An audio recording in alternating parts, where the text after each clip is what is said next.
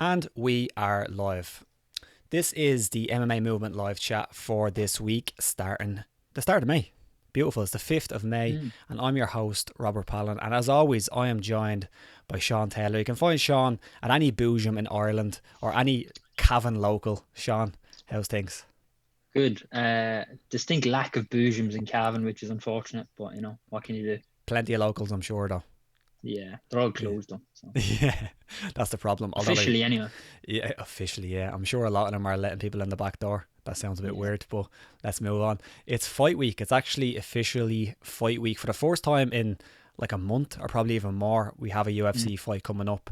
UFC 249. March 13th, I believe, was the last card. March 13th. So yeah, it's been way over a month. So it's a bit crazy, it's a bit weird, but it's a phenomenal card and I want to talk about it. And also I want to answer your questions. I put out a thread on the community tab and we got loads of questions, loads of really good ones. And I'm going to get to them now in a few minutes. But I want to just jump straight into this fight card first and answer any questions regarding the fight card and also just break a few of the fights down because it is phenomenal. Before we move on, hit that like button because it really does help, and give this a share on Twitter or Facebook or wherever you use social media, because we really appreciate it. And one more thing, I announced that I'll be doing this ranking of all UFC champions. Didn't do it last week. A few things came up. It's coming this week, I promise. And I'll sign a contract for that one. But let's jump straight into it. The higher ups put a stop to that, Rob, did they? They did, yeah. I had some more pressing matters, but it's going to be fun. So Sean, this weekend, main event is Tony Ferguson. I almost said Habib. It's Tony Ferguson versus Justin Gaethje for the interim title. For now, unless we get asked about it, we're going to not talk about the whole pandemic thing, should this be happening. We're just going to talk about the fights. So let's talk about this fight. Who wins? No. How do you see this fight going, and what do each guy need to do to get this done? Let's start with Tony. What does Tony need to do to get this done? Tony just needs to be Tony, man. I was thinking about this earlier. And normally what we say about Justin when he's looking to win a fight, we say that he needs to make it a brawl and a dogfight. But I think in this case that suits Tony Ferguson as much as it suits Justin Gaethje. I think the longer the fight goes on, I think the more I kind of fancy Tony to just bloody Justin up. I think he'll just make a mess of Justin. I think the thing about this fight and the thing that stands out to me is that we have two guys who are insanely unique and they're strange competitors, and by that I mean, like, I was watching the Countdown show, and every time Justin Gaethje fights, if you watch him after the fights, like after he wins or even after he loses, he's just talking about like, I'm pumped, I love this shit. And like some guys, I think, maybe put that on, like put a face on to say, I love this game, this is my favourite thing. But I genuinely think that fighting is Justin Gaethje's favourite thing. Yeah. And fighting at the highest level and putting his body through the things that Justin Gaethje puts his body through because of the way he fights. And then similarly, Tony Ferguson, I think like Tony Ferguson probably loves MMA as much as Justin Gaethje does, and that's crazy because Justin Gaethje adores this sport. So I think we have this really unique clash of, not even clash because they're very similar, but like you have this unique two competitors coming in against each other who just love to fight. And that I think that's different because I don't think everybody loves to fight. I think everybody loves, or a lot of people love what they get from fighting, like the financial rewards and even like the whole idea of competing and being a winner. But I think these guys genuinely like to get hit. They like to land damage, and that's just beautiful. Yeah, because I mean, we've heard the likes of GSP sort of talk about, and even Rory McDonald lately, talk about how they don't actually enjoy fighting that much. They just happen to be really good at it. Yeah. I think you're looking at two absolute animals who just love nothing more. I mean, for these two guys, fighting is the most fun part. The hard part is training and camp and dieting and cutting weight and all that stuff. Their most enjoyable part is getting in now for 25 minutes and having a tear up. Yeah, exactly. And I was thinking about a certain fighter coming into this one, trying to think of how this fight might play out. And both Tony and Justin, they remind me a lot of Chuck Liddell back in the day. And I've been watching a few old Chuck Liddell fights. And one thing that struck me with Chuck Liddell was that he fought with such a style. Like, he wasn't the most technical striker like Tony Ferguson or even Justin Gaethje. Although I'd probably say Justin Gaethje is probably a bit more fundamentally sound in his technique. but he fought with such a style that he could just land on people, and he could rely on his chin when that didn't work. Like if he put himself in a bad position, he could rely that his chin would hold up until it couldn't. And that was the problem. Eventually it couldn't. And when I look at Tony Ferguson and even Justin Gaethje, although I think Justin Gaethje probably has a few more fights in him before, I think Justin Gaethje won't get to the point, what I'm going to say, until a little bit later, even though he has been in a lot of wars. But I think with Tony Ferguson, he does rely on his chin quite a lot. That I think it's only a matter of time before that doesn't work anymore. And he might run into a lot of problems in the sense that the style that he fights in could just crumble down in front of him because he'll put himself in these bad positions that he always does, and he can't really, his chin won't help him when it doesn't work, if that makes sense. Yeah, I mean, we saw Anthony Pettis catch Ferguson quite a bit as well. I know Pettis is a pretty elite striker as well, but we saw Pettis catch him a lot. I mean, Gaethje's very much a volume guy, so with that kind of volume, you'd be expecting him to catch Ferguson at least a couple of times. Yeah, exactly. And I think that's the problem. I think with Tony, I think it's only a matter of time. And I think Justin Gaethje is at least going to land one time on him. And if he does land one time on him, he's ruthless in finishing. I don't think a lot of the guys that Tony Ferguson has fought, or at least some of them, aren't quite to the level of Justin Gaethje's viciousness when he's trying to go for a finish. Like if you watch Justin Gaethje's his past few fights, and he has been a little bit technical, like he will throw beautiful leg kicks. They're going to be big in this fight, I think. But like you look at the knockout of Edson Barbosa, for example, that actually reminded me of the Rampage knockout of Chuck Liddell, funny enough. But he is very technical, but he throws from weird angles. And as well with Tony Ferguson is that, like I said it all the time, like he's the type of fighter where like he'll put himself in these bad positions, even on the floor, that I just think that's going to run out at some point. I really think that's going to run out. His luck is going to, not luck because he's making his own luck and he's, he's training these positions all the time, but I think it's going to catch up to him at some point, I think. Yeah, I mean, it has to. There's only so long your body can actually do what you're telling it to do. And we've seen it. You see it in all sports all the time. Chuck was a great example there of when stuff fighters, they don't realize, because of their arrogance, they don't really realize when things are necessarily on the down. Yeah. And they need that arrogance as well. But this is kind of one of those examples when it is a flaw. Yeah. Do you expect it to run out in this fight? I don't really know. It's just, Tony Ferguson. What age is Tony Ferguson now? And keep asking questions in the live chat. We have loads in the community tab as well, but it's always more fun in the live chat. So Tony Ferguson is the live chat's hopping there at the minute. Just it is, yeah. We'll jump Rory in now. McGrath says I have a poxy shirt on. Thanks, Rory. Yeah. Sorry, Rob, go on. The line. It's beautiful, Sean. Don't mind them. Thanks, Rob. 36. He's 36, Tony Ferguson, and he's been through some wars. One other thing about this fight, aside from that, we'll get into our predictions, and leave your predictions in the comments as well, and we'll call out your best one. Give us your best, really short breakdown of the fight.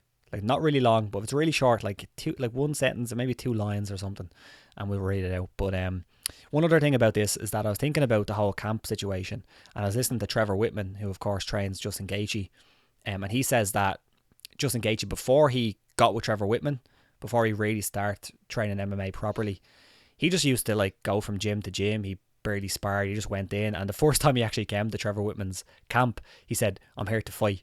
And Trevor Whitman was like, "You mean like, are you here to spar?" Yeah, I'm here to fight. And he like refused to wear headgear and stuff. Like that's the type of guy he is. But like I think he's used to training under unusual circumstances as they are right now. And Tony Ferguson, like, what more can you say? I don't even think you have to get into that. He's the king of unusual circumstances. He is, yeah. And he has a real, like, boxing camp, doesn't he? Like, you'll know this, Sean, from Love and Boxing, but, like, it's not really a team situation. Tony Ferguson just has his own camp. He runs it. He brings in training partners, or as boxing would say, like, sparring partners. You don't have to really have teammates. You have, like, sparring partners. Yeah. And that's the way Tony Ferguson trains.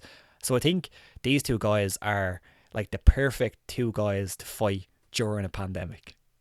Yeah, that's a great point. I think if ever a guy was made for isolation, it's Tony Ferguson. Just sitting, I can just imagine him sitting in his house, headbutting walls to like harden up his head for a fight. Yeah. Kicking his shin against the door or something to toughen it up and shit like that. Yeah. I didn't actually know that about Justin Gaethje, that he just turned up at the gym and he was like ready to fight. That's such a great line. Yeah. He's just ready to fight, not spar, fight. Yeah, Let it's me all jump the into same. let me jump into the live chat really quickly, and we are going to give our predictions for this fight and most of the other fights on the card, because it's actually a really good card. But Rory McGrath, I think that's the first kind of comment regarding this one. I can't see Tony KOing Justin. Who has Tony KO'd or TKO'd in his last 7 or 8 fights? Most of his wins are that weird dart. That is true. Or a triangle against Kevin Lee. Yeah, like Tony Ferguson, I don't think it's no surprise that he's not the biggest puncher. Like he's not. He's a volume guy. I think if you're going to get a finish by some kind of strike and stoppage, it's because he slices Justin Gaethje open with an elbow or something. I don't think it's going to be a knockout. Stoppage. Exactly, yeah. Which I hope doesn't happen. That could get messy. Yeah. But that's the type of guy he is. He's not like a big one-punch guy, but Justin Gaethje is. So I kind of agree with that. Would you agree with that? That I don't think it's going to be like a knockout finish for Tony Ferguson unless it's TKO, multiple strikes. Yeah, I agree. I mean, we've seen the pictures of like Tony's last 7, 8 opponents, their faces before and after the fight. It's pretty sick what he can do to you. So I think, the only way this is stopped for Tony to get a win is the doctor as well there. Yeah. So I'm going to jump into the community tab and keep the questions and comments going there and hit the like button. And also go on to Twitter. I just posted on Twitter for the first time in this live chat history, and give it a retweet. Max B says, Ferguson gets damaged easily and is aging. Will Justin's power be too much for Tony and put him away in the first? As we kind of said, I don't know. Like Tony Ferguson has like a legendarily elite chin and an elite recovery as well, because that's different. And when we used to have Brendan Dorman on the show a lot, he used to speak about the differences between the two. Like having a chin is different from having amazing recovery, because if you have a great chin, maybe you won't be dropped. You'll be able to withstand power. But I think Tony has that, but he also has the ability when he does get hit and he does get dropped to recover really quickly. And that's partially down to obviously the health of your chin. Chin's a weird word, but you know what I mean. But also your training. Like if you're physically fit, you're more likely to be able to quickly recover from that kind of thing. But do you agree, or do you see Justin Gaethje being able to put, or not being able, because I think that's a stupid question. Of course he can put him away, but do you see like a first round finish for Justin Gaethje? I think the point about Ferguson's age and chin is interesting, because it's not something we're really going to be able to say is happening until after the fact. As in, based on his recent fight history, there's no reason to say that he's aging and that his chin is getting a bit weaker. But it's something that is going to happen as he gets older. We can't really say that it's going to happen in this fight because we don't know. It's definitely something that we could see. We don't know. Yeah. So I don't see a wild first round knockout from either side. But if it's going to be someone, it's probably going to be Justin who does it. But I don't see it happening. Yeah. I see a dogfight really, but yeah, I see a dogfight too. I wouldn't bet on a first round finish. I see a dogfight, and I just see both guys.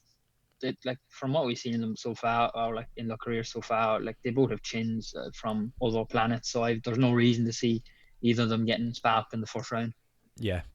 Just gonna stay on this fight a little bit, but I can see some other questions about the Cruz fight and stuff like that.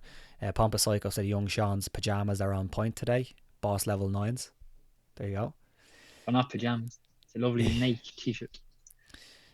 Something's going on with Off the Ball, is it? Nathan Murphy, give the lads a plug. I'm not really sure what's going on there, but plug on Off the Ball. Yeah, why not? We'll take it. Poxy short, Sean. It's controversial. The short is controversial, Sean.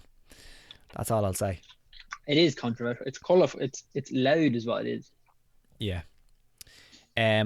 Sparky Pound for Pound said Rory. He said Rory, he won't knock out Justin, but wear him down in the later rounds in TKO. I think that's Tony's. I think that's the consensus kind of opinion, isn't it? If Tony Ferguson's going to win, it's because of that, and that's partially because Justin Gaethje has come out publicly and said, I've probably like 3, maybe 4 rounds in me, and then after that I'm fucked. Basically, that's what he said. I love that. He's so honest, like. And did you see him actually? This is interesting. He said that if Khabib was the guy, he wouldn't have taken the fight. He actually admitted it. He said, if I had to fight Habib on this kind of short notice, I don't think I wouldn't have taken the fight. And like, I love how honest he is. Yeah. He obviously fancies the job against Tony, then obviously he wouldn't have taken it. But that's quite literally the embodiment of, you know, the way when fighters always say, yeah, I wouldn't be here if I didn't think I could win. Yeah. And quite literally he wouldn't if he didn't think he could win. Yeah. I don't think I can win, yeah. But he's just so honest in his assessment of his own ability. Yeah. It's kind of refreshing in a way. I like it. But let me move on to another question or another thing. Zneb Rem said, even if Justin lands flush, he doesn't go down to finish his opponent. He pulls back up to finish him. If he doesn't knock Tony out cold, Tony can recover by rolling, etc. That's a pretty good point. Justin, I don't know what it is with Justin, right? He doesn't like wrestling, even though he was a wrestler. I don't know what his ground. Yeah, I don't really know what his ground game looks like, and I need to go back and I need to watch some of his fights. I'm sure he has a submission win, does he? He's got it. I feel like he does, but I don't know. I have the UFC website open here. As far as I know, I don't think he does, but I feel like he should. But the thing about Justin is, we don't know what his ground game is like because he likes to strike so much. But I wonder if it is a problem. I wonder if he's not very good down there. Like, actually, 5% of his 21 wins are by submission. What's that one fight? Yeah. One. Yeah. Which one was it? 1 out of 20.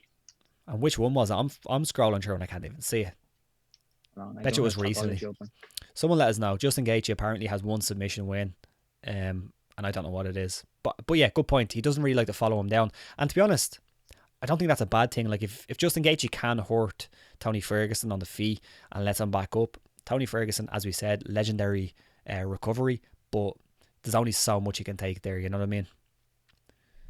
It's only so much. Where is this submission? Jesus.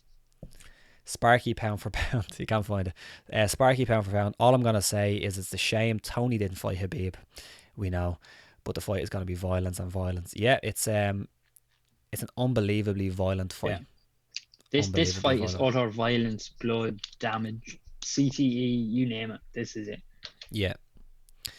Absolutely. Let me jump onto the community tab because we have loads of them. Minstrels Davies said, do you think Tony is going to worry or has to worry about leg kicks from Justin? I think so. Like, Justin Gaethje has amazing leg kicks, of course. And Salvastola said everyone has to worry about Justin's leg kicks, even though he lost to Eddie. Eddie could barely walk after the fight.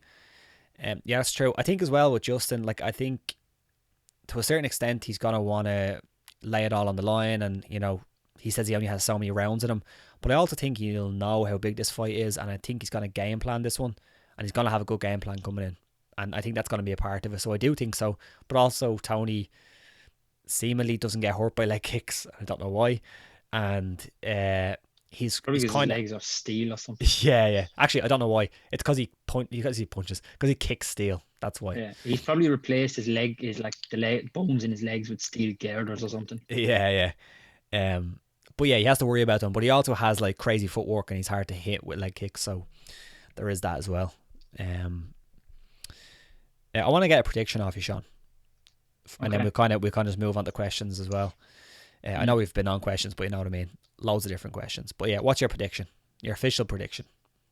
Oh, I don't know. I'm so torn on this one. I think it's tough. I've been thinking about this one all day, and I've been sort of looking through the odds and trying to come up with a bet for the fight and stuff. So I'm struggling. I kind of want to pick Justin Gaethje just because I love him. Yeah. But I think if you put a gun to my head, I'm probably going to pick Tony Ferguson. Okay, Tony Ferguson. I'm gonna go Gaethje. I know. Yeah, I'm gonna go Gaethje. I'm not hugely confident on it, but for the reasons I said, I think, and as well, I think the fact that a Tony Ferguson win could set up a Habib fight, I just think that's not going to happen. So, you know, the MMA gods are going to hurt us again by. I think I said that to you before. I was like, it'd be the most for this fight. It would be so typical of Gaethje to win. Yeah, absolutely. I think I might well end up backing Justin Gaethje on the night, which doesn't really add up to me picking Tony Ferguson, but I'm gonna go with Ferguson. I think. Yeah. Using my head, I'm gonna pick Tony Ferguson. Yeah. Norlan Ramazanov said, do you think if Cruz's cardio sustains, he will win easily? Easily is a strong word, isn't it? Yeah, I definitely wouldn't be using the term easily, but I definitely can see Dominick Cruz winning. Same, me too. And we've seen him on 2 occasions look unbelievably good after a huge layoff. You have the Takeya Mizugaki fight. He looked unbelievable in that fight. Now, Mizugaki, he was good back then, but he was still probably outmatched. I think it's a little bit different. But then he had a huge layoff for the Dillashaw 1 fight as well. Or they only fought once, I think. But, you know, the Dillashaw fight, I think it was like 2 years, or at least close enough to 2 years. And he looked really, really good in that fight. So we have proof that either ring rust doesn't exist for him, or else he can overcome it very well. So, yeah, I don't know if he'll win easily. But to be honest, we'll make a prediction in a few minutes. But I'm not ruling him out, and I think skill for skill, he matches up quite well with Henry Cejudo. I'm not going to lie, I think he does. Yeah, I think this definitely isn't a fight where I'm looking and I'm thinking I'm not sure how Dominick Cruz wins this, even with the layoff. We've more than enough reason to look at it and say there's no reason for him to be rusty here. Yeah. I think you're right. I think he matches up very well, skill for skill, with Henry Cejudo.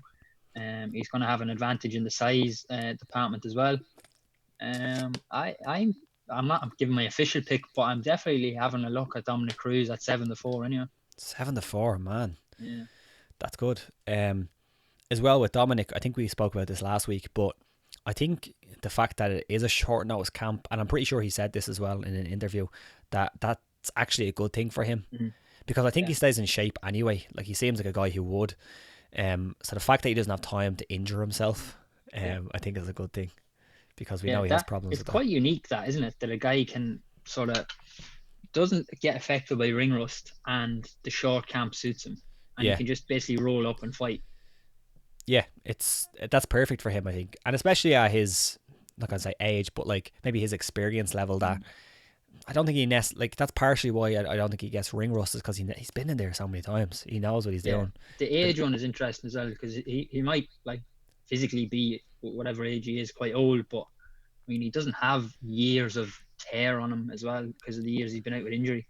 Yeah, his body hasn't necessarily been through what Donald Cerrone has been through. Exactly, yeah. That's very true. Yeah, like, I don't think he's experienced as much CTE. Like, his fucking his legs and knees might be fucked, but I think his brain is still there, which is a good thing. And sorry for saying fucked. I don't think your legs are fucked, but they're not in the best of shape, it seems. The conscientious objector said Justin might just die on his feet in this fight. Jeez, I mean, grim enough, innit? Tony Ferguson is he's got knives and then elbows. That's all I'll say. Well, he does. There's more questions here. Let me try to get one there. If ever there was a guy to die on his feet, it'd be Justin Gaethje. Yeah. The conscientious objector also said Cejudo was going to smash Cruz. So let's give our prediction for this fight. Okay. How do you think this one goes, Sean? And I know I think the odds are probably swaying you a little bit because you like that. Yeah. That 7-2. Yeah. I think this one's quite a tactical affair. I don't see it being overly exciting. Not exciting in the general term of it. I think it'd be a really interesting fight just to see the game plans of both guys and what they go out to do. Yeah. But yeah, I do see it being quite tactical. Me and you will find it interesting, but maybe the general punter might not find it just as interesting. Potentially. But yeah, I think Dominick Cruz. I'm gonna pick Dominick Cruz. But yeah, you're right. The price is swaying me. Yeah. I just would have the fight closer odds-wise, personally. But yeah. Man, am I gonna go for 2 underdogs? I like Dominick Cruz in this because I think the fact that they both have the same reach, alright, it's 68 inch reach basically. Henry Cejudo it's 67.5, doesn't really matter. But I know Henry Cejudo does use that kind of karate style when he's on the feet, kind of in and out. But nobody uses an in and out style or uses an in and out style like Dominick Cruz. And he's so difficult to hit. And I do think, at least for some parts of the fight, Henry Cejudo is going to find it difficult to land on Dominic. And also, Dominic has shown he has great wrestling. And even though Henry Cejudo is an unbelievable wrestler, I mean, he has an Olympic gold medal for a reason. I don't know. I think Dominick Cruz can steal some rounds. I really do. I think it's going to be a tactical affair. And I think if you look at how active Dominick Cruz is, and I think, honestly, judges like what he does, because even when he's not landing, he seems like he's doing something. And that's not a slight. That's just the way he fights. But I think judges like that. So I think on activity, honestly, and just making Henry Cejudo miss, I think he can steal some rounds. And I'm going to take Dominick Cruz by a very close decision. I'm going to take it. Why not? Yeah, I think Cruz as well. I think for a lot of the reasons you outlined. I don't know. I just kind of have a feeling around Cruz this time as well. Yeah, same. And it'd be weird because like I wouldn't be surprised if after the fight, and sorry Dominic, if he like just got injured and had to relinquish his belt and stuff. It'd be awful. Not never XX's. Can you imagine if Francis got knocked out? I can. I think Rose. Am I gonna go for another underdog? I don't know. Let me think about it. But yeah, Francis Ngannou and Jairzinho Rozenstruik, unbelievable fight. And I think you'd have to be a bit silly to like be surprised if Francis Ngannou got knocked out by this big kickboxer. Yeah. But what's your thoughts on that fight, Sean? We spoke for a second about this one off air. I think you can get Francis Ngannou to win by knockout at 4-6. I think that's a pretty cracking price, to be honest. No, it is a good price. Yeah. I'm aboard Ngannou on this one. I think you're right though. And like Rozenstruik, he's not just cannon fodder for Ngannou here. No. I think he's a very live underdog, especially like pretty decent kickboxer, heavyweight fight. So yeah. Yeah, like I think he's definitely a live dog, Rozenstruik, and like he's kind of similar to like it's a weird comparison, but like remember when Conor kind of came on the scene and he was landing shots on guys, and even though they didn't look like the biggest shots, they were just dropping people. Like Francis Ngannou was like the polar opposite to that. Like he lands a shot, and I mean he drops people. I'm not saying he doesn't, but like he lands a shot, like and your head might come off. Yeah, you're like, oh my god, that was the hardest shot. Whereas Rozenstruik lands a shot, and it's just like, oh Jesus, that didn't look like it should have knocked him out, but it does. He just lands on people, kind of similar as I was saying with Chuck Liddell. Even though he was similar, like he fucking like whale shots. He like threw them from yesterday, but like he used to just be able to land on guys in the right spot. And I think Rozenstruik is like that. He's a little bit tighter than Francis. You know, he's a little bit more. He's not as wild. So yeah, like I think he has a shot here. I'm not gonna lie. I don't know if I'm gonna bet on him, but I think he has a shot. Yeah, I think you're right. I think he's I'm just looking at the height and the reach here, same height. Francis has a 5-inch reach advantage. So yeah, I'm struggling to pick against Francis here. But I think very live dog. But yeah, I'm struggling to pick against Francis here. Yeah. Pompous Psycho, I'm hopeful that we're getting an inside the octagon with Dan Hardy for Cejudo versus Cruz. So am I. I'd say like Dan Hardy is in the nicest way possible. I'm saying this. He's like the biggest nerd ever when it comes to fights, and I think that fight will be endlessly fascinating to him, and I'll be endlessly fascinated watching him talk about it. To be honest, be phenomenal. So yeah, we're right with you there, Pompous. John C, do you think we will see Justin that is more conservative being so close to a championship? I think that's an interesting question because Justin is just an absolute wild man, really, when he gets in there. And does he, like, is there any reason to believe he'll freeze sort of like a deer in the headlights when he gets that close to a championship? I don't know. It's hard to say, really. I don't see why he would. I mean, he said he's taking this shot because he believes he can beat Tony. He said he wouldn't have taken it if he didn't. He said he wouldn't have taken it if it was Khabib. I think that's giving me enough reason to believe that he's thinking clearly about everything at the minute. So I don't see him freezing up. Either do I. And like freezing up now, and I also don't think he's gonna fight. Like, I don't think you'll ever see Tony or Justin change his fight style. No, I don't think so. And the reason why I don't think he's going to be conservative is because the decision he made to take this fight is the least conservative decision you can make. You're in the middle of a pandemic. It's short notice. He said that he'll never take a short notice fight, and it's against Tony Ferguson, who a commenter just said a few minutes ago could kill somebody on their feet, like Justin Gaethje. Like, it's the most, like, it's the craziest decision you can make to fight Tony Ferguson under these circumstances, and he's taking it. So I think for that fact, I don't think Justin Gaethje's going in there thinking I gotta fight conservatively. And also in his mind, because he said it, and I think he's telling the truth, I think he believes that he only has 3.5-4 rounds to get this done, and I think he's going to go in there looking for the finish. So I don't think he's going to be conservative at all. I can't envisage a world where or Justin Gaethje fights conservatively. Yeah. So I think he Justin says he has three and a half rounds in him. Like I don't see him getting KO'd really either, bar a doctor stoppage. So I still think he could be. I still easily see him standing at the end of the 5th round just because of the dog that he has in him. Yeah, still standing and throwing, but like the energy bar, the energy level, like if you're in a video game, is like on the bottom. It's in red. It's in red. It's in red. And you're like, oh no, it's gonna go. Yeah, I agree. Ferguson pulls Gaethje into a cardio battle and submits Gaethje. It's definitely, it has potential for sure. Dewey Cooper, the promo for this card is great. Yeah, I haven't seen it actually. It's actually quite good. I would recommend it. Go check it out. Pompous Psycho Cruz is much taller than Triple C, and Dom has a 4-inch reach advantage. Is it 4-inch reach advantage? I read on Tapology it was only like half an inch, but like I do feel like it's more. Look on the UFC. That means Triple C is punching up the whole fight, and Henry needs to clip Dom. I agree. So I think the essence of what I was saying, that Dominick Cruz fights very rangy, and even when he's not rangy, he likes to get in and get out. I think that's what Pompous is saying, and I do agree with it. Nathan Murphy. Rob, forget the UFC champs rank it video. When are you going to give us the self-haircut tutorial? We'll see. It might be coming. A 4-inch reach advantage for Dominic, yeah. Is it? The UFC website, yeah. Okay, so Tapology has fucked me over. I'm sorry. Sorry for... Yeah, on the UFC website, I'm being right on something for once. Yeah. So my point still stands, and it's even more effective, is what I'll say. And that haircut video, maybe sometime. You never know. I might have a new line of work. Do you ever see like the guys who are on the lads who are on doing tutorials on YouTube of all that kind of stuff? Yeah. I won't be doing one anytime soon. I'll just let you know that there's a reason I'm wearing a hat this week. Guess why? Why?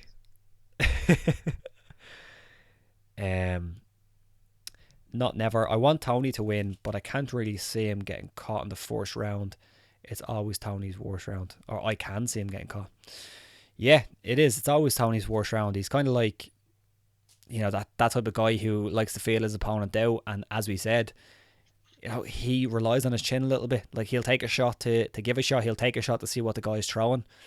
He almost uses taking a punch to the face like a feint. It's kind of fucking weird. But yeah, I agree. I think he could get caught in the first round. And with Justin Gaethje, damn, he's a big puncher. You don't really want to do that, you know?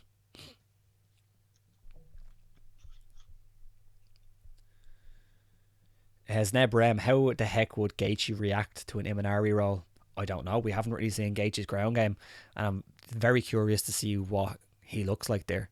Like, Sean, have you seen much of Gaethje's ground game? No. Like, and weird, isn't it? By saying much, I mean 0. I'd say less than a minute of him on the ground. Yeah, I'd say the closest I've seen to Justin Gaethje on the ground is finishing someone with ground and pound. Yeah, fucking mental. By the way, someone shared this on Reddit. That's a good place to share this. That's my suggestion for the podcast. John C, since Sean is watching the MCU, what do you guys think of the rumours that John Krasinski, Jim from The Office, that's something that Sean's also watching, is playing Mr. Fantastic? I love it. I love John Krasinski. I love the thing he's doing on YouTube now. Some Good News. Did you see that? SGN. No. It's like a news show, but it's just all good news, and it's just him from his gaff with a webcam doing like this show. Like obviously he has like a big production because he like it's very well edited. But yeah, I'm all for that. I think that's a perfect fit. I like it. Yeah, I'm watching the US Office at the minute as well. Just went on to season 7 today. It's a good show, isn't it? It's hilarious. It's so funny. But yeah, I'm all for that. John Krasinski was gonna play, or he was like in the running to play Captain America. Chris Evans got it. He was, yeah.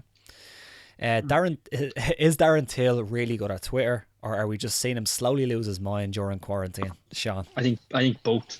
I think both of those are what's happening right now. Darren Till's killing the social media game right now. It's unbelievable stuff. He's so funny.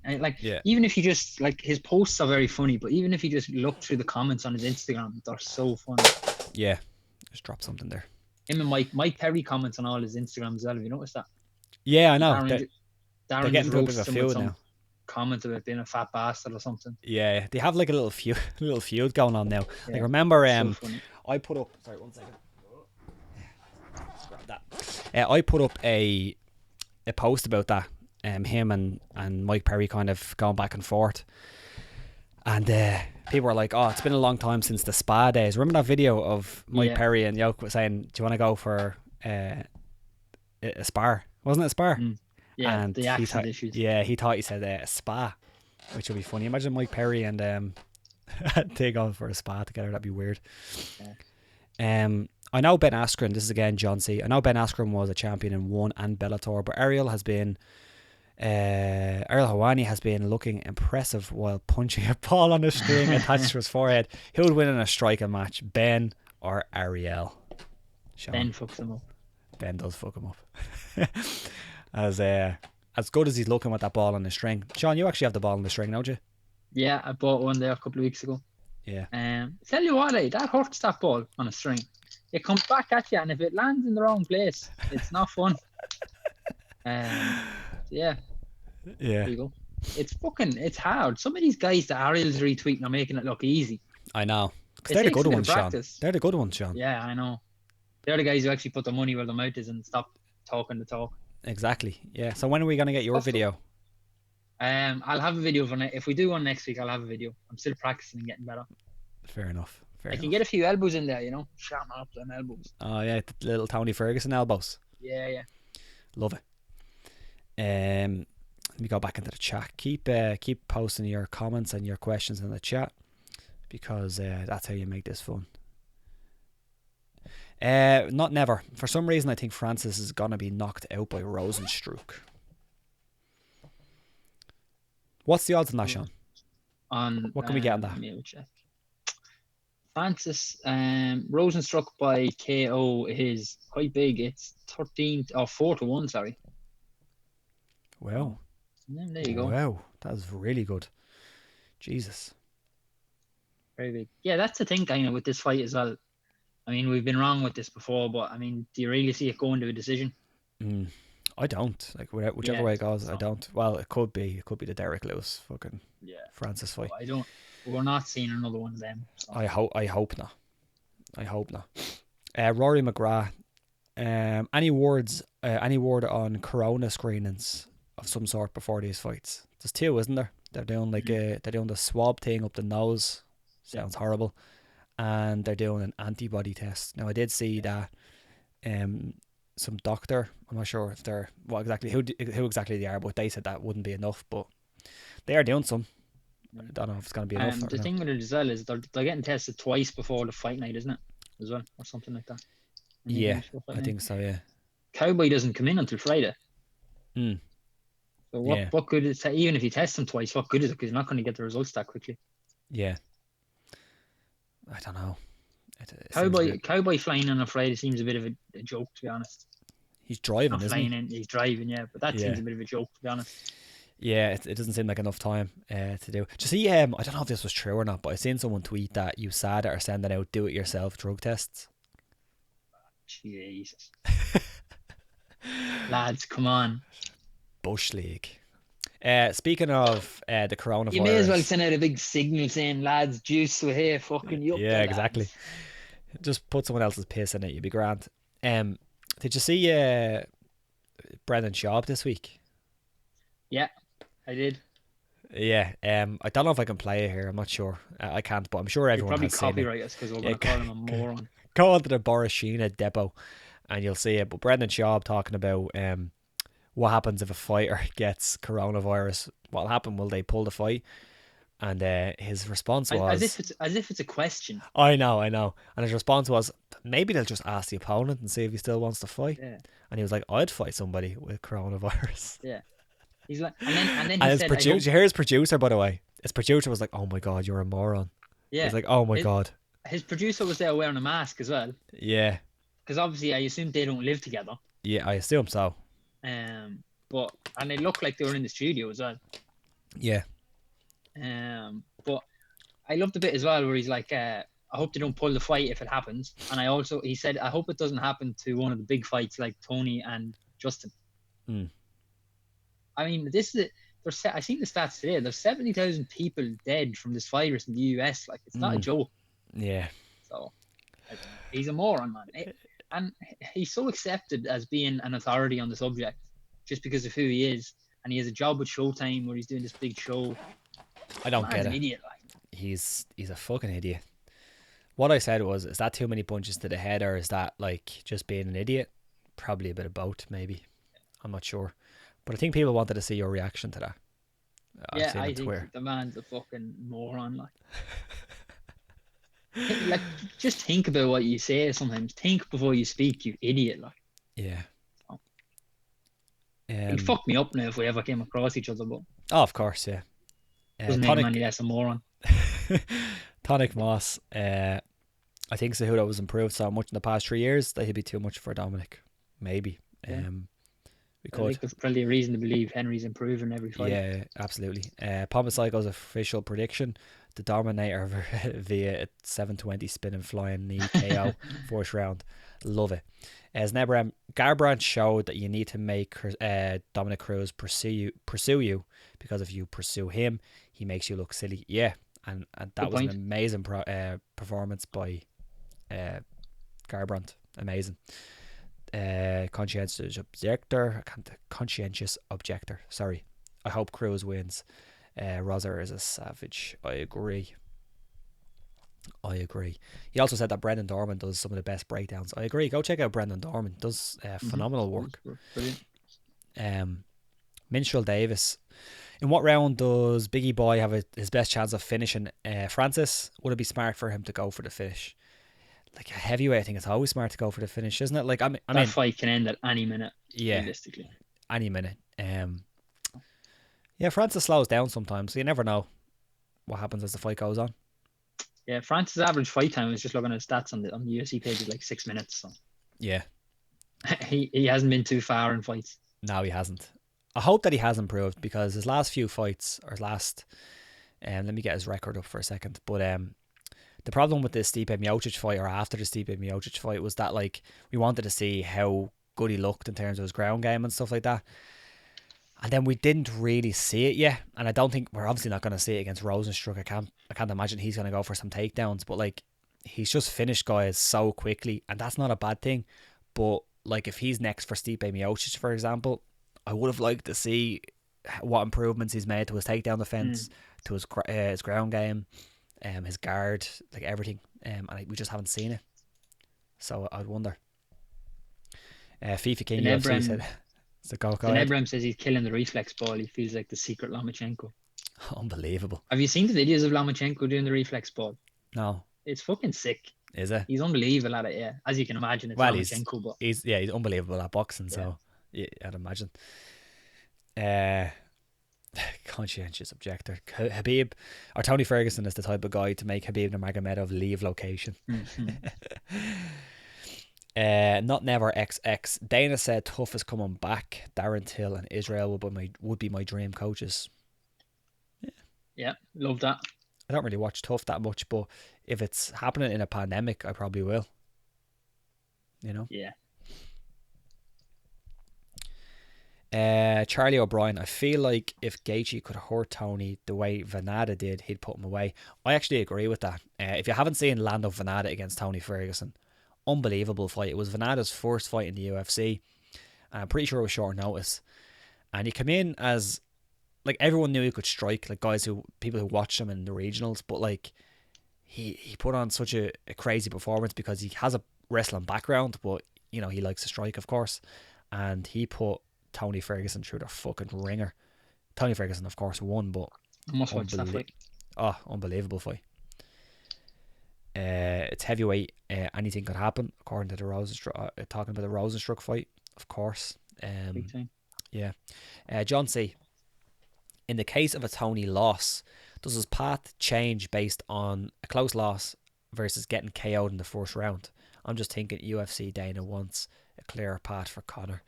Maybe. Does it matter if Tony Ferguson loses via KO or decision in terms of like what his future looks like? Well, I guess, you know, if you get knocked out, that's not good for your future health wise, but in terms of like where he gets positioned for his next fight.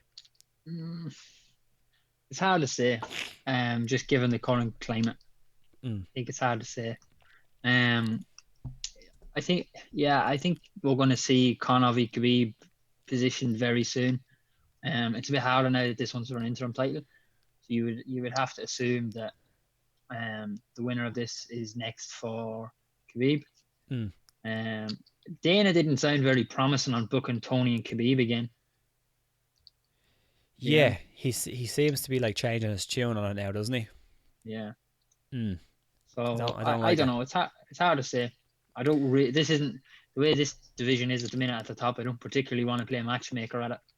No, you pretty much can't. Like, there's no even point to saying like this fight is going to be next or that fight's going to be next, because who the fuck knows? You know what I mean? There's too many variables and scenarios, and not just in the division but like in the world right now. So who knows? You need to the thing with lightweight now as well is it's actually who can actually fight. Yeah, like who can you actually feasibly get to the US to fight? Yeah. In terms of that question, does his path change based on the loss? If it's a close loss, like a decision versus a KO, I think so a little bit. I think if he gets KO'd, I think he does move a few rungs down the ladder. But if it's a close loss, who knows what he'll do. But I think, a KO loss is always worse. Tyron Woodley, same, John C again. Tyron Woodley is done, right? He's doing he's going to be on the NBC's The Titan Games, and I think and thinks he has a successful rap career. It feels like he's even less motivated to fight than ever.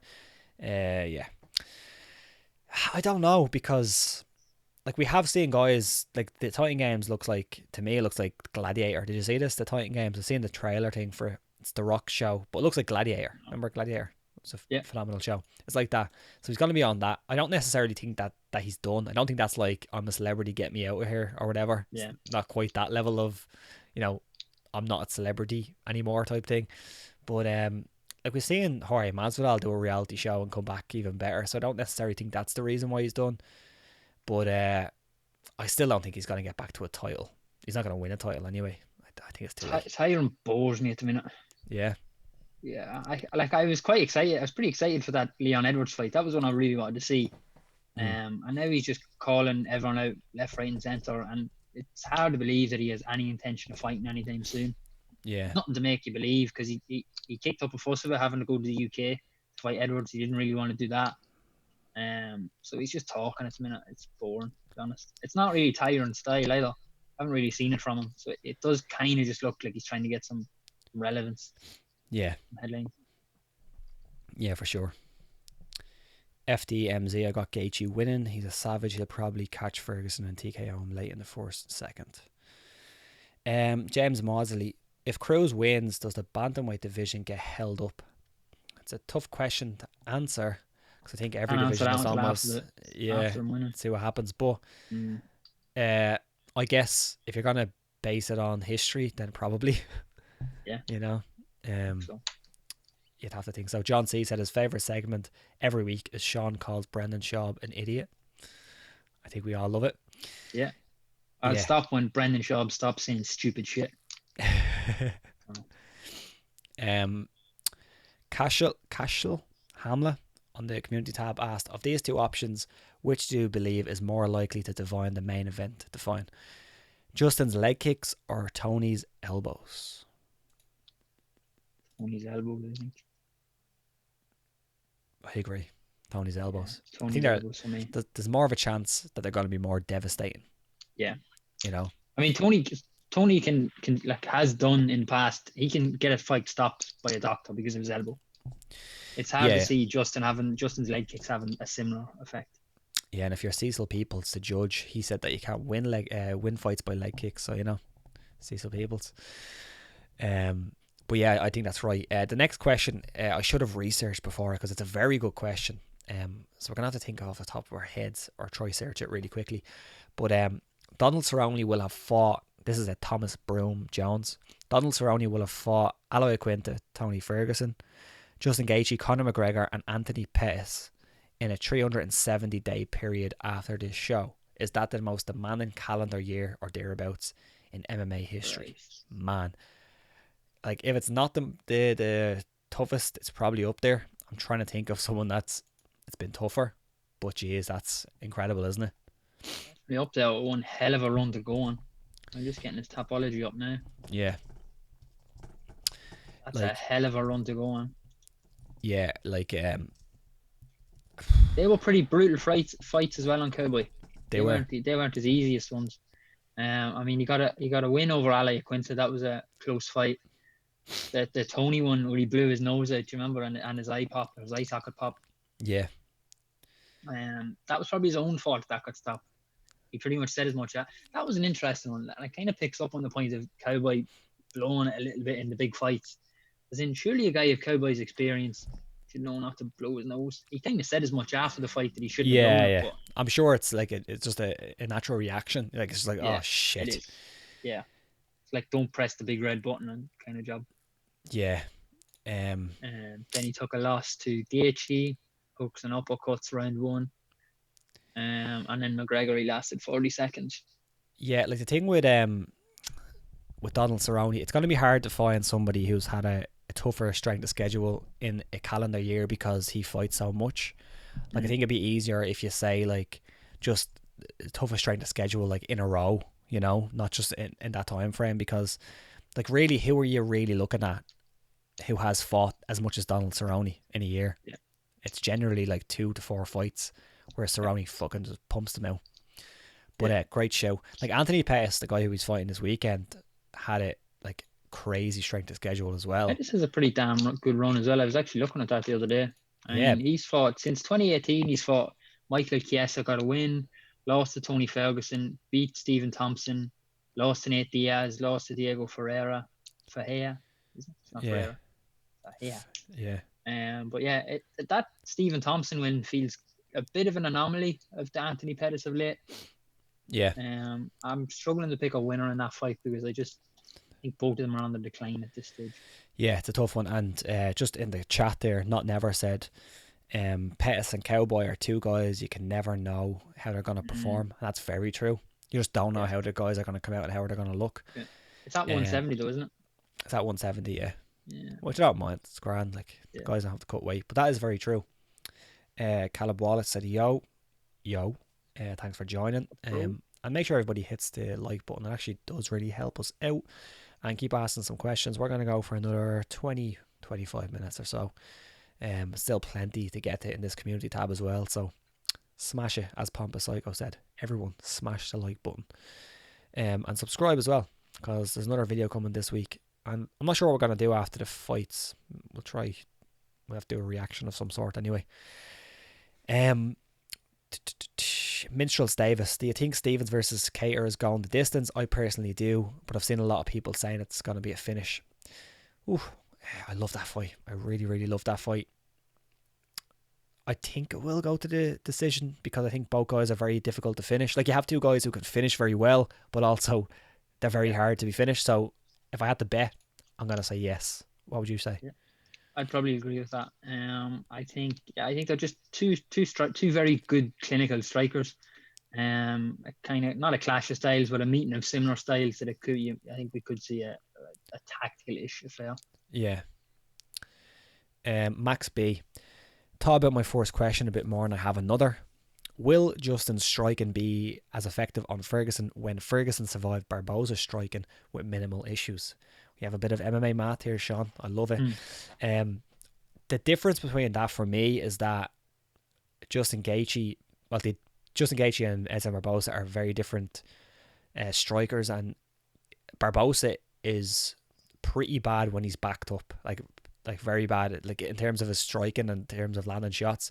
He's not very good going backwards, and he really needs to fight at a certain pace, whereas I think Justin Gaethje is more varied in his style. Of course, Barboza is the slicker striker, but I think Gaethje's more effective at pressing forward, and even when he's not pressing forward, being able to land shots on the back foot. So I don't think they're comparable, personally.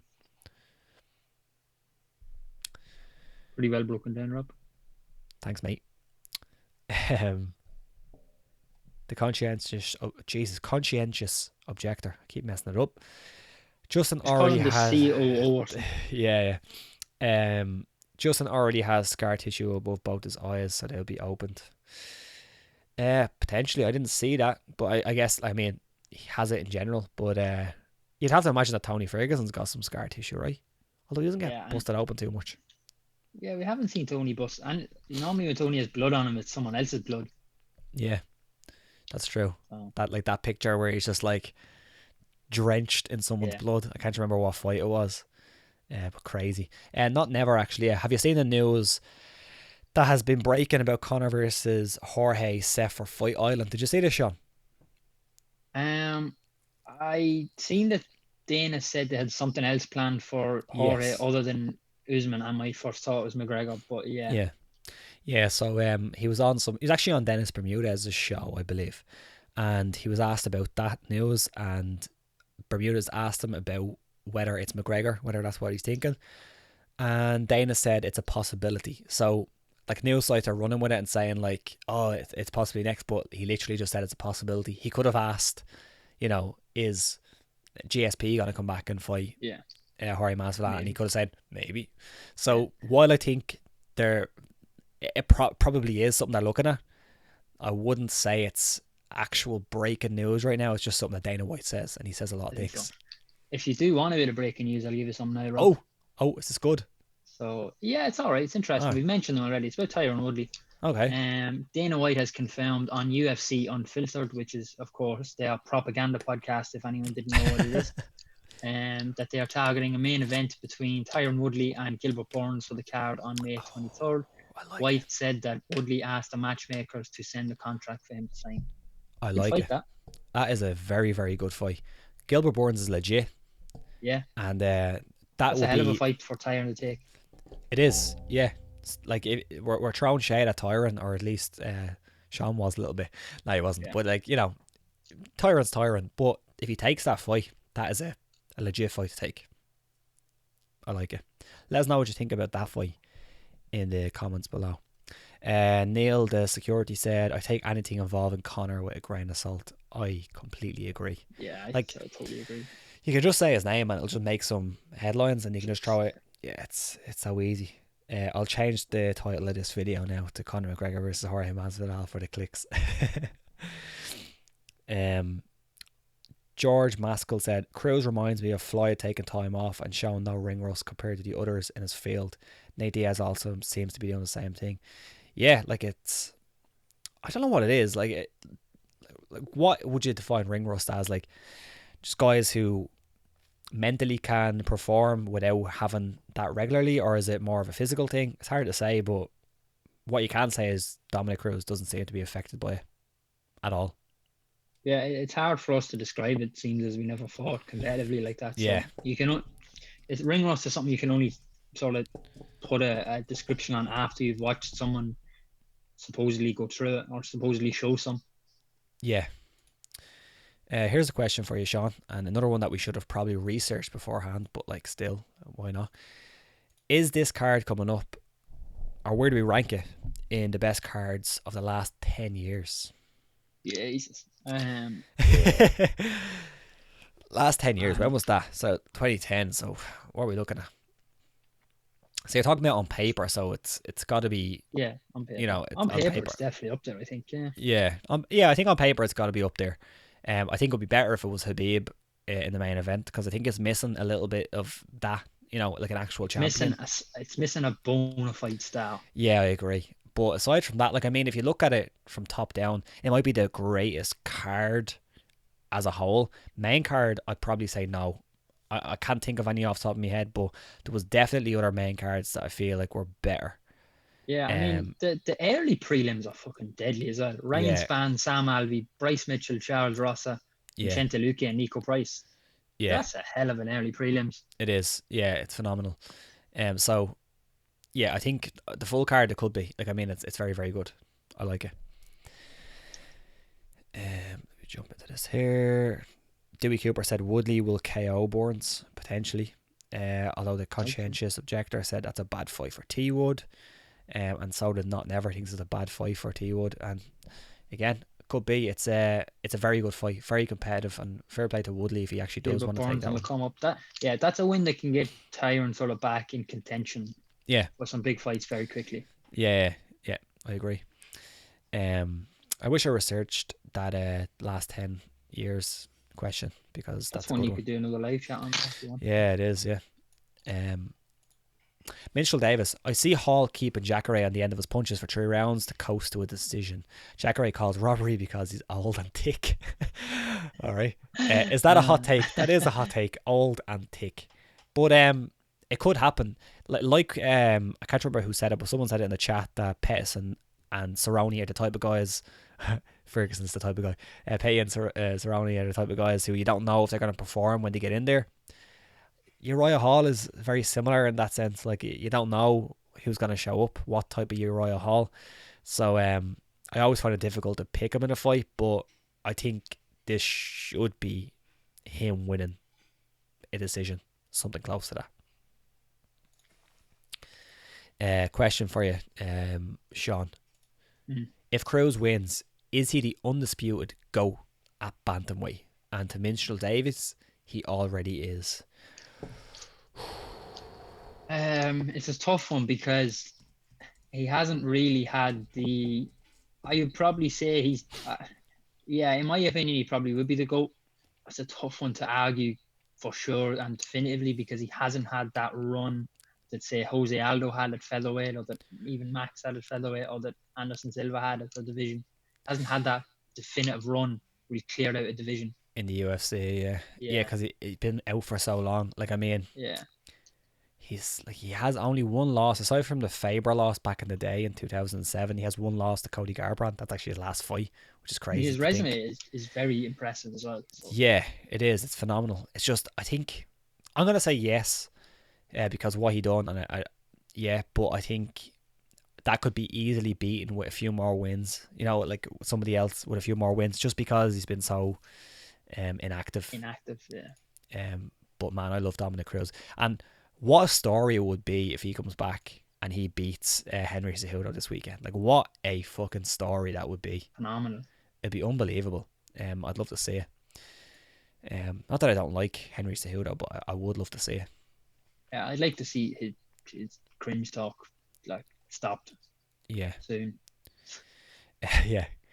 All right, here we go, right? JLo Street is asking for UFC 249 predictions. I know we gave our thing, but I say we go through the card and we just fucking, like, don't have to break them down, just a little few words on each fight, right?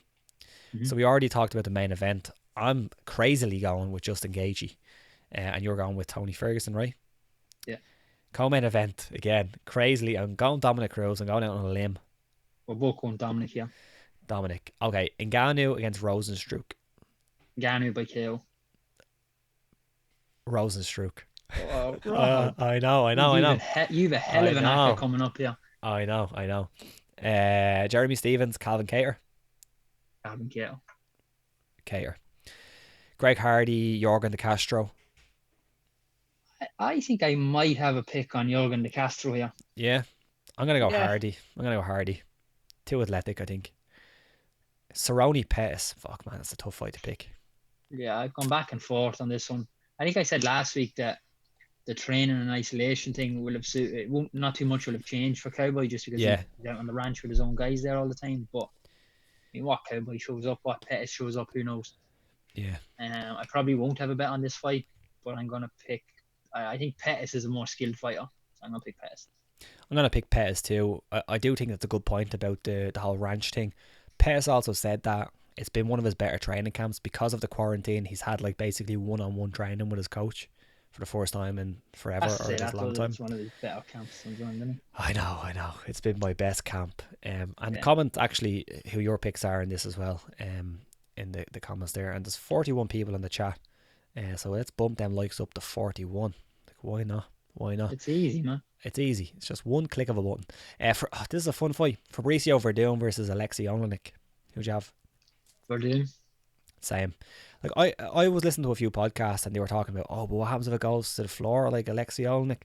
I think Verdum sweeps him on the floor. I really do. Like, Verdum is a world class grappler. Yeah. Like, he's probably the best heavyweight grappler ever. Probably. He's up there at least. He's one or two. So I don't see him getting caught in an Ezekiel choke or anything like that. Carla Esparza, Michelle Waterson. That's a tough fight to pick too. I know who you're going to pick. I'm going to take the karate hottie. Yeah, because you love Michelle Waterson. Yeah, she's my MMA mom. Yeah. I'm gonna go with Carla. A bit too physical wrestler a little bit, but I'd like to see Michelle win. Jacare Souza against Uriah Hall. You're right. Yeah, Yeah, I same. think Uriah Hall. And Good price on Uriah Hall there, 11-10. that is a good price. Mm. Yeah. So it's basically a pick 'em, is it? The fight. Yeah. Yeah. 8-11 then on Yeah. Jacare. Yeah. Here's a tough fight to pick as well. Man, these are all very tough fights to pick, aren't they? Yeah, Interesting. it's a very well matched card. Yeah. Vincente Luque against Nico Price. Vincente Luque for me. Luque, yeah. Yeah. Price needs to pull out something crazy, which he can, but I don't think it's going to happen. Yeah, Luque is actually, just have a quick look, he is the biggest favourite on the card, 4-11. So Is he? Well, yeah. I thought the opener for this prelim card would be, but we'll see what that is. Charles Rosa against Bryce Mitchell. Bryce Mitchell. I'm quite excited about Bryce Mitchell. Yeah, I know. I think he's a very interesting guy. Yeah, he's very interesting. He's an idiot, like, as well, but I'm gonna go with Bryce Mitchell as well. Like, if you hit Twister, you have my heart. Ryan Spann against Sam Alvey. This is what I thought was going to be the biggest odds. I thought Ryan Spann would have been a huge favourite, biggest favourite on the card. He is. He's roughly the same price as. Is he? Yeah, roughly the same price, give or take a couple of decimal points. Yeah. He's 1-4, Ryan Spann. And I'm gonna guess that you agree. There's a reason for that. You're going Ryan Spann. Yeah, I'll take Ryan Spann. I'll just give you my quick 6-fold ACCA for the night, Rob, if you were looking to print some money. Yes, go for it. So Justin Gaethje, Dominick Cruz, Ngannou by KO, Uriah Hall, Vicente Luque, and Bryce Mitchell. €5 on that will pay you €275. I like it. Yeah. Go for what's my 3 underdogs at the top of the card? Yeah, 1 second. Get that up. And I'm going to call out while you're getting that. I'm going to call out some of the predictions here. I'm going to take Rozenstruik by KO on that one as well. Okay. Or do you just want him to win? Go KO. Why not? Yeah. Go hard or go home, man. Yeah, go hard. So to treble on that one on Cruz, Gaethje, and Rozenstruik by KO, €5 on that will pay you €170. Oh, nice. There you go. It's not going to happen, but nice. I'm not very confident on some of them picks. I'm just feeling it right now. Do you know what I mean? Just feeling it. Let me see here. Yeah, the conscientious objector is putting on Rozenstruik to KO Francis as well, so he agrees with me. He also asks, do you think we will ever see Till versus Izzy for the middleweight strap? Yes, I think that's the fight we'll see next. Yeah. I think either late this year or next year. I think that's the fight we'll see. Do you think that is Izzy's next fight, or it's gonna be the big boy? That depends on Paulo Costa, I suppose, isn't it? It does. I think Till probably needs one more win as well. I'll tell you what though, whatever Paulo Costa's taken on this little downtime, holy fuck, that guy is jacked up. Meat supplements. Yeah, he's I don't know. USADA, send out your fucking self-serve tests right now. Oh my god. Off the charts. FIFA King UFC favorite stand-up comedians. Oh, this is a good one. We both like our stand-up comedians. Yeah, my favorite of all time. Now you go first. Let me have a think. Okay, so we kind of differ on these a little bit because I don't really like. I'm not into the American comedies. American comedians because I just prefer the sort of British and Irish guys because I relate more to their style of storytelling. Sure. So over this way, it would be Tommy Tiernan. I think is hilarious. Yeah. Kevin Bridges is probably my favorite Scottish guy. Yeah. He's absolutely brilliant. Darragh O'Brien is very funny. I've seen him live as well. I've seen him twice. Yeah, 3 times actually. I think now I've lost all my thought now. Yeah. That's what I love. Yeah. That probably them 3: Darragh O'Brien, Tommy Tiernan, and Kevin Bridges. Nice. John Bishop's pretty funny as well, actually. Sorry, he's a Scouser. Yeah, he is quite funny. Yeah, my favorite is George Carlin. This is my probably favorite comedian of all time. Obviously passed away now. Heard of him, Rob. He's phenomenal, Sean. I'll send you some videos. Legend. And I like Bill Burr quite a lot. I've seen him live, and I've seen Jim Jeffries live twice. Jim Jeffries is quite funny. He has some good specials on Netflix. I like Darragh O'Brien over here. I think he's very, very good. Yeah, those are kind of the ones that stand out to me. Not Never XX. This is not in the live chat. This was on the community tab. Who do you think is more dangerous fight for Khabib on the feet, Justin or Tony? I think he's meant Justin. I think he meant I think Justin has a very real chance of finishing Khabib on the feet. Yeah, what's the both most have dangerous dangerous fights on the feet. Just because they're both. Yeah, I think both are dangerous fights on the feet. I'm gonna say Justin is probably the more dangerous fighter on the feet. I think he has more of a chance of catching Khabib with a knockout blow than Tony. Yeah. And I think Tony's the more dangerous all round fighter for Khabib in terms of like if he gets taken down, he could probably do a lot of good work from his back. But I'd say on the feet, just strictly, I'm gonna say Justin. Yeah, I think if you're picking who's more likely to KO Khabib, it's Justin. Neil, the security said Schaub best stand up. I was just thinking that I know a couple of comedians. Brendan Schaub is one. He somehow actually does stand up comedy, which is quite hilarious. Yeah. And it's not as comedy that's hilarious either. Yeah. Dewey Cooper, I'll put up my bets on my YouTube page on the community section. Time to make some cash. We'll check them out. Thanks, Dewey. I just seen Not Never there say about the Now TV trial. So for anyone in the UK and Ireland who doesn't have BT Sport, you can actually watch the card with Now TV. Yeah. You can sign up for a free trial. I can't do that because I've already used it. Actually, well, there is other ways to do it anyway. Yeah. But, a few dodgy email accounts, but you can sign up to Now TV and you can watch the card that way if you don't have BT Sports. Yeah. It's extortionate if you pay the daily fee. Yeah, the daily pass is a tenner, but I'm not spending my money on anything else. So yeah. There was also a question: Did Chris Farley do stand up? I've never seen Chris Farley do stand up, but yeah. Next question, David Little. Hi guys, 2-part question. Do you think the UFC could benefit from the use of virtual reality going forward? What is this? Fight Pass supply front row seat to stream on a monthly subscription basis. It could be set up right beside the commentators and you get the benefit of being at the fights. I've never even thought about that, and when I first read it I was like, this sounds bizarre, but it sounds like a bit of crack. I'm not gonna lie. Like once like virtual reality like becomes really, really good, like it already is very good, but like that could be some crack though, couldn't it? That'd be good crack. Imagine sitting home with your mates, just sitting front row of the fights. Like, that would be a good laugh. Yeah.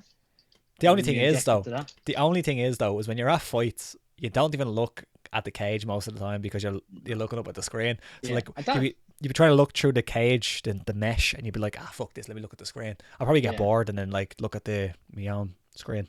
I think there'd be an interesting novelty to that anyway that would be worth trying. Yeah, definitely.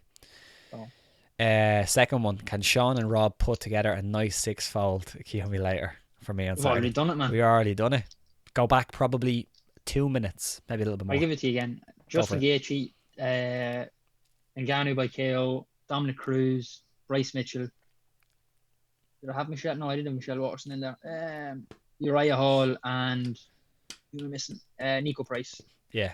No, sorry. Was it Nico Price? No, Vicente Luque was. Yeah. Vicente here. Yeah.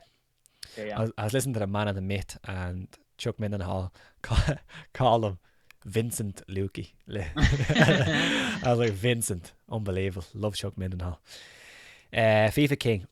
This is again, we should have researched this one, but let's just try to do it off the top of our head. Hi lads, what's your favourite, or who are your favourite fighters of all time? Here's my list: 1, Chael Sonnen; 2, Mark Hunt; 3, Michael Bisping; Stipe Miocic; and then Dominick Cruz. And sure, what the heck, my favourite female fighters are Tug Rose and Sean's MMA mother. Michelle Watson. Lovely, man. Yeah. Okay. Let's go. Let's try to do this. Number 1. Okay. Obviously, this is in no particular order. Just whoever comes to your noodle, John. Number 1 favourite fighter of all time. Go for it. In no order. McGregor got me into it. Like, he has to get a mention in there somewhere. Nice.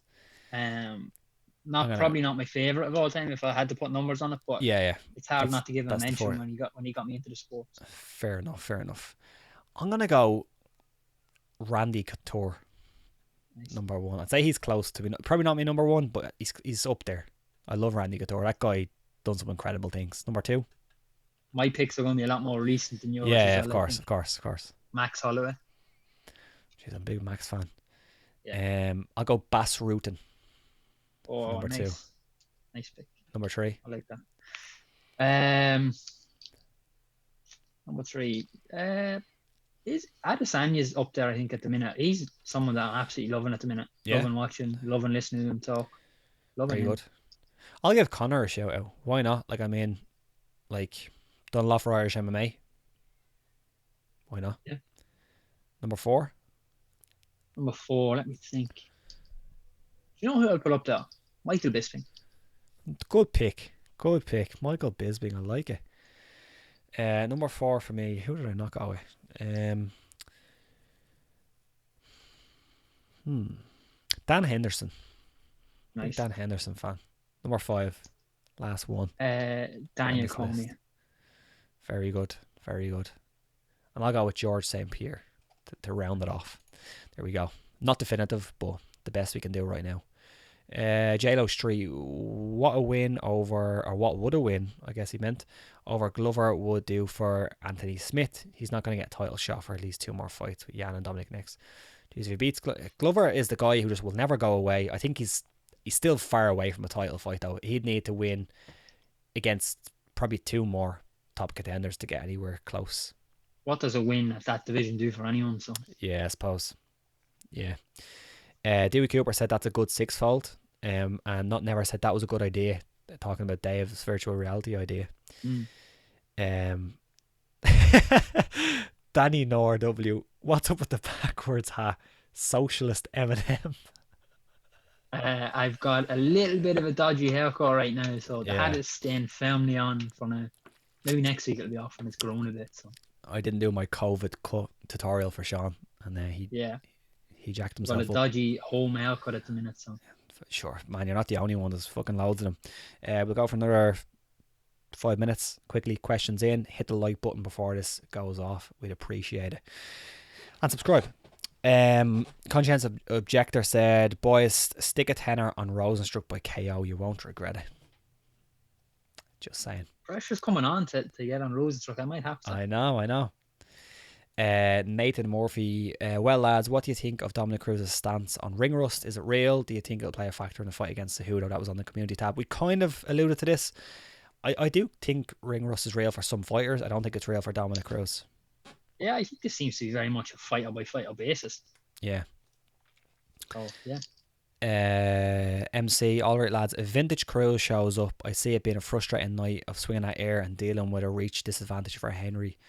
How do you both see it playing out? Great show, by the way. Thanks, man. Appreciate it. Again, we kind of spoke about it. I picked Dominick Cruz for that particular reason. I think he's going to make Henry miss a lot, and if he can do it for a long enough time, I think he's going to steal some rounds. Yeah, I think if Vintage Cruz goes up, I think he wins it. Yeah. Not Never XX. I gave myself the Chuck Liddell haircut yesterday. To be fair, that is a good one to go for because it's easy. You know what I mean? It's a mohawk, can do it. Yeah, phenomenal. I did get tempted halfway through. So my mum cut my hair. All the jokes they come. But I did get tempted halfway through. I was going to be like, well, I just shaved a lot. Yeah. I resisted. So yeah. Fuck it, man, you're grand. Nobody's saying you have a hat on anyway. Yeah. Conscientious Objector said someone should say Fedor, or better say Fedor. Yeah, he could have been in there in my top 5. He really could have. But hey, let's say number 6. Neil the Security. Oh, he's given his tops, I think. Bisping versus Romero. Oh no, here we go. He's given Bisping versus Romero, Silva versus GSP, or Lesnar versus DC. What fight would have you like to see? I gotta go Silva GSP all day. I think Silva GSP is a pretty easy winner there. Yeah, that's the one that got away, really. Well, it was never really there, but like there was talks of it. Yeah. FIFA King, would you rather see Habib versus BJ Penn or Usman versus CM Punk? Oh, Jesus. Which BJ Penn are we talking about here? I assume we're talking today's BJ Penn. In that case, then I'd rather see, I don't know. Yeah, you don't want anyone to get fucked up, do you? I mean, Khabib ragdolls BJ Penn. Ragdolls him. Ugh. John C. I saw an article on Twitter about a fight card in Kansas City from some random promotion with boxing, kickboxing, and MMA on the card. Ring and cage side by side. Do we see Dana try this with Zuffa boxing, McGregor and Zuffa boxing? I don't think so. Like I like boxing. I love MMA, and I like kickboxing. But like I've seen some promotions like was it Bellator or Strikeforce? I think it was Bellator. Could be Strikeforce actually. No, Bellator. They done kick. It might be Strikeforce. I can't remember. Oh, it was actually Strikeforce. Yeah, sorry. They done something similar. They had like kickboxing fights, and they had box and MMA, and they had two different rings, and it was all right. Like, but it wasn't the best. Not something that interests me too much. Yeah. If viewing experience as well in the arena must be fucking awful, because you have like some people who can see the MMA very well, and some people can see the boxing very well, and then as an event to go to, it wouldn't be interesting at all. Yeah. We'll do one or two more questions and smash that like button, as they say, and subscribe. I'm going to do an excellent list very soon, and these are all going to join me. It's going to be fun. The best champions in UFC history. It's going to be definitive, and it's going to be a long night, but we're going to do it. Hopefully Friday, maybe. I'll announce it on the community tab. So now, Bram, Pettis rematched against Benson Henderson and beat him more emphatically. There must be a mental edge knowing you won already once. Do you think this gives Pettis a large advantage against Cerrone? You'd have to feel so, wouldn't you? Mentally? I think so, yeah. I mean, that fight was a long time ago. Yeah. But I think, I'm not sure what sort of place Donald is in right now. So, yeah, I think Pettis will take a lot from that. Yeah, like, even at the lowest level, like, if you're doing a bit of jiu-jitsu and you're going against a guy and you know you caught him last, you do have that little pep in your step, you know? You're like, oh, I can get this guy again. And the other guy might be thinking, oh, shit, that guy got me. I got to watch out for that. So I think there's got to be a little bit to that. Right? Yeah. Yeah. That's all the questions in the community tab, I think. I think I got through them all. So unless there's any more questions coming in very soon, we will leave it there. As I said, subscribe to the channel and hit the like button. And thanks for all the questions in the live chat. Some really good ones there. We'll probably continue to do this every Tuesday, I guess, Sean. Yeah. Same time. Not that much else, Rob. Yeah. And we'll see what happens with the fights this weekend. Gonna watch them. Don't know if we might wait till Tuesday to talk about them. Maybe we'll do something beforehand. But we'll see. Last thing, not never. Did you see the crazy woman attack Luke Rockhold? Did you see that, Sean? I did see that, yeah. He said he front kicked her or something, didn't he? I'd love to see the video of that. Luke Rockhold. It'd be the only W Rockhold has taken in a while. Anyway. If you want to laugh, watch Daniel Cormier's reaction to Ariel Helwani talking about that, because Helwani told him about it because he didn't hear about it, and Daniel Cormier just breaks his fucking bollocks laughing. He just pisses himself. It's so funny. But again, thanks Conscientious Objector for the good show. And yeah, that's it. Sean, have a beautiful day, and don't worry about your haircut. It's grand. I'm not worried about it because no one can see it. If ever I was going to make a balls of my hair, now is the time to do it. So exactly, yeah. Like I did think about dyeing it. So. Oh, what colour? No, I thought about it for a while. I was just a bit bored, and I was like, I might dye it like something mental, like green or something. Yeah, I think you should. Why not? Show up next week with green hair. Dare you? But thanks. Enjoy the rest of your week, and I'll talk to you soon. You will.